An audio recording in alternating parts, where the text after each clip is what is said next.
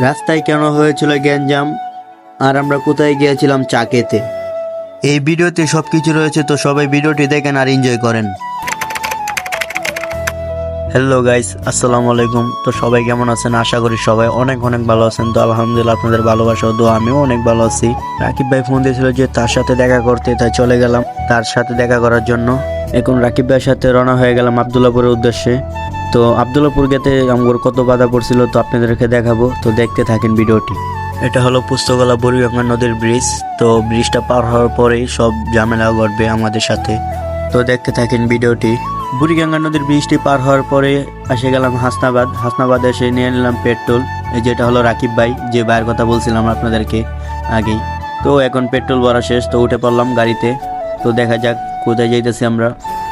বাতাসে অনেক ঠান্ডা লাগতেছিল, তো রাকিব ভাই কি বলে শুনেন।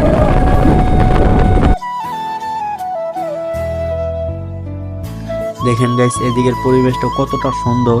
তো যাদের কাছে এই পরিবেশটা ভালো লাগছে তারা কমেন্ট বক্সে বলে যান। ভাই অনেক স্পিডে রাইড করতেছিল, তো দেখেন অনেক স্পিড গাইস।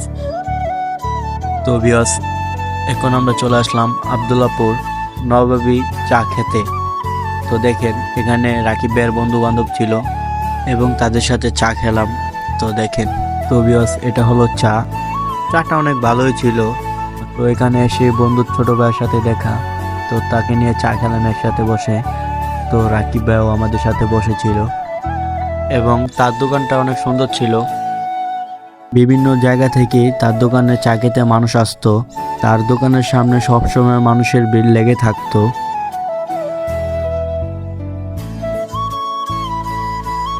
আমাদের চা খাওয়া শেষ, এখন দোকান থেকে বের হবো, বাসার উদ্দেশ্যে রওনা হয়ে গেলাম।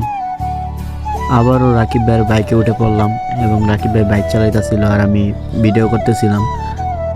বাসা যাওয়ার পথে দেখলাম অনেক লোকজন, তো তাদেরকে জিজ্ঞেস করলাম যে কি হয়েছিল। তারা বলছিল যে